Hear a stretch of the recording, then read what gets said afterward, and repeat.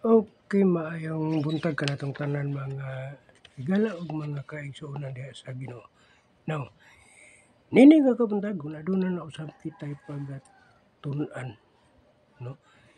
Magatun-an nato nga diin gikuha nato sa balaan nga kasulatan. So, nini nga kabuntagon akong pagadad-on diha kaninyo kining topic, no? Topic nako nga the purpose of life, no? Kun katuyuan sa kinabuhi, no? Madili ta maglangan, atong basahon ang text na to, ang Ecclesiastes 12, versikulo 13 o 14. Okay.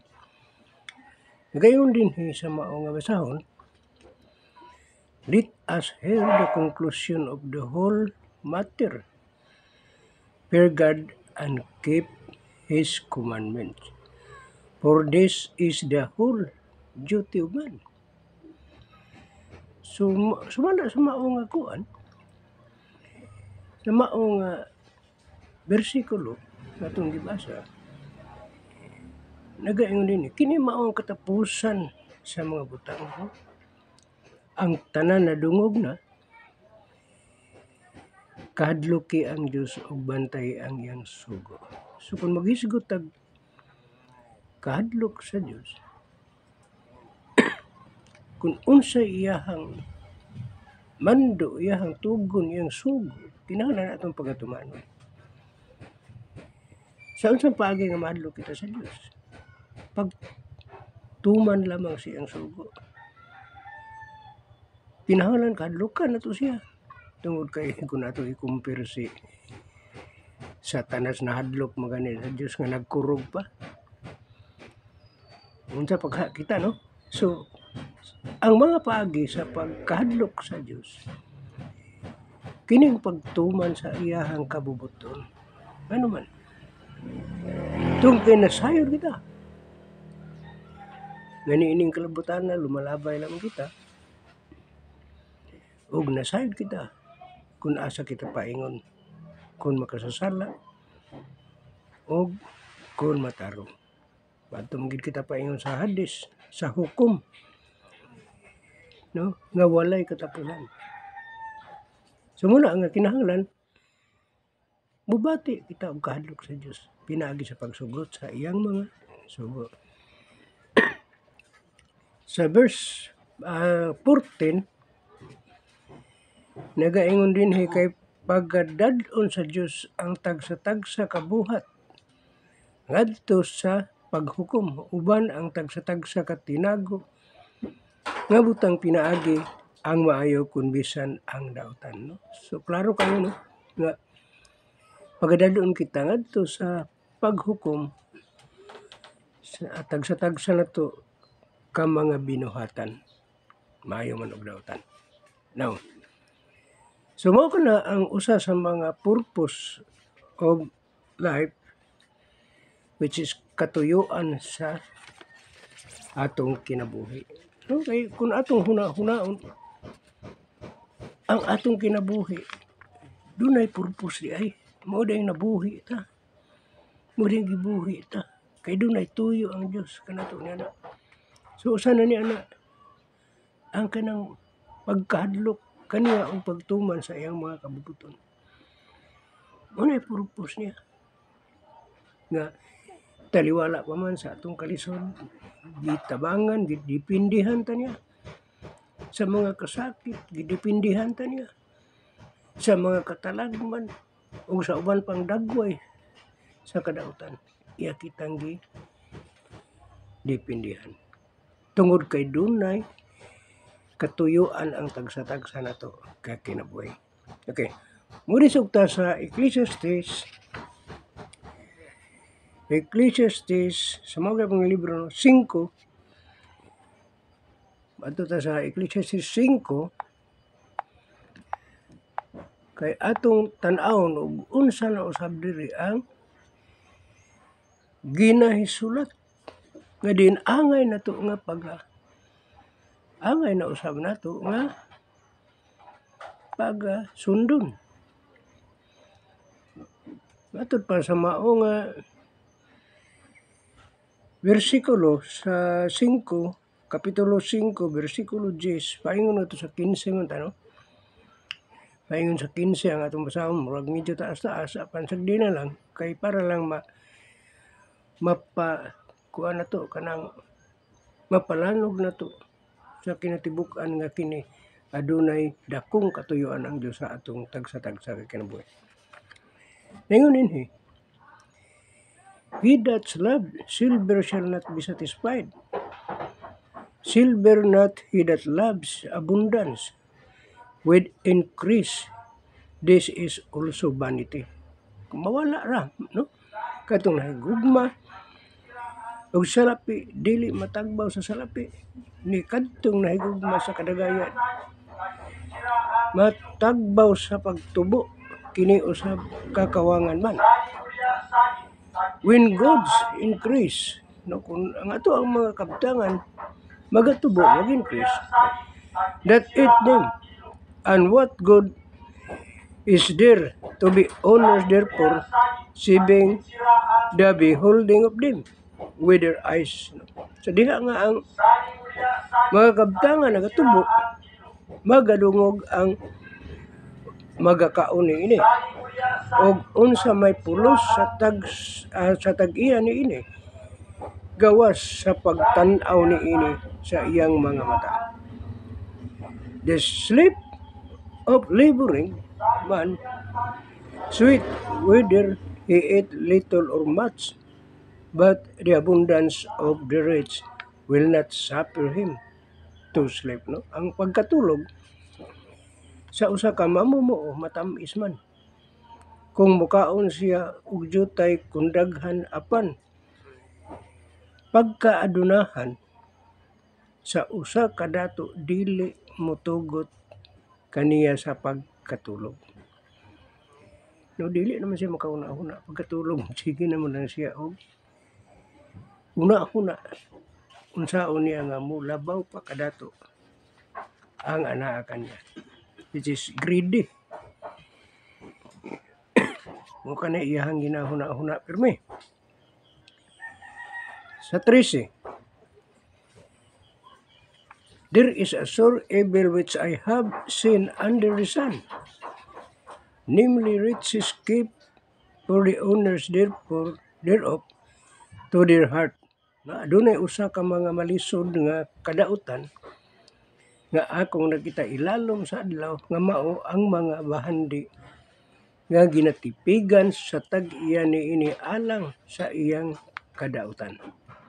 So ang bahandi di ay mutabang kana sa dautan ngadto pa sa pagka grabe nga pagkadautan. Tungod sa iyang bahandi, murag di na sa kaila og kay amigo, di na siya makaila og kadugo, no? Tungod kay bahandianon man siya. So sana sa mga nakita na to sa kadaghanan karon, no?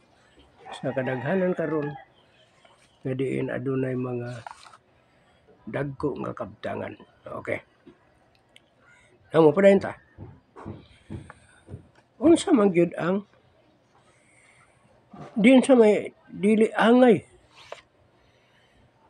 sa kuan, unsa may what is not purpose of life, unsa may dili angay or katuyuan sa kinabuhi nga dili nimo adapon, unsa katuyuan nga dili nimo adapon sa imong kinabuhi, no?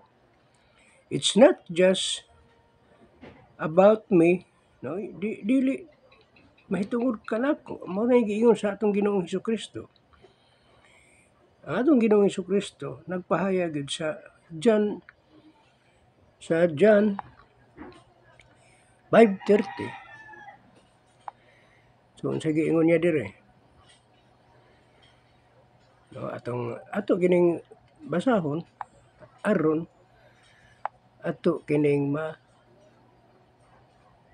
mapasabot sa tagsa kanato, no? 5:10 ano sa John 5:30, no? 5:30 bersikulo versikulo 30, no? Okay. Ato ni makita karon, no? Ato sa ginapakli. Ginana, no? So nagaingon din I can of mine own self do nothing. As I hear I judge, and my judgment is just, because I seek not mine own will, but the will of the Father, which has sent me. No? Sa akong kaulingon, dili ako makahimo sa pagbuhat sa bisan unsa, ingon sa akong pagpatalinghod. Ako magahukom og ang akong paghukom matarong kay dili ako naninguha sa akong kaugalingong kabubuton, kundili sa kabubuton sa akong Ama. Bisan gani si Jesus Christ, wala siya maninguha sa iyahang kabubuton, kundili nag-agad siya sa Amahan. Kung unsay ipabuhat sa Amahan, mo iyang tumanon. So kita usab, adunay mga purposes sa atong kinabuhi nga dili nato angay nga atong pagabuhaton. Dili nato angay nga atong pagabuhaton, atong pagahimon, dili. No? Kana nga mga katuyuan. So adto kita sa kuan, ato na lang nang i-direct, no? Adto ta didto sa unang Korinto 10.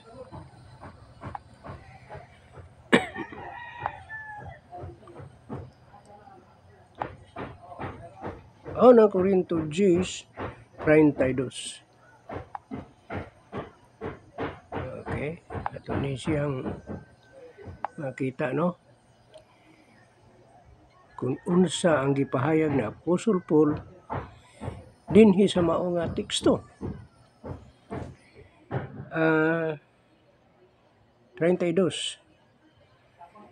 So atong tanaw ni og madala ba nato apil ang paingutan sa ubos 33 kung makaya na to, no? Antay mo kita nag-agad mo tas time, no? Maingon diri siya, give none offense neither to Jews or to the Gentiles nor to the church of God. Dili kamo maghatag og kahigayunan sa pagkapangdol bisan sa mga Hudyo, kun sa mga Gentile, kun sa iglesia sa Diyos. No? The Church of Christ is a church of God. So muna, no? So ang ato, kita mga Gentile ta kaniadto,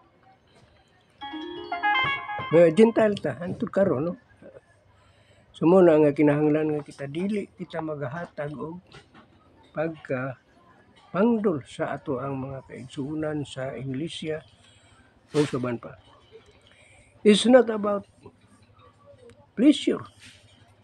No? Dili nato dawaton ang kanang pleasure nga bang pagkalipay nining kalibutan na. No, dili kana mo'y katuyuan nato, dili ang katuyuan nato mao ang pagkahadlok og pagsunod sa kabubuton sa Dios. No?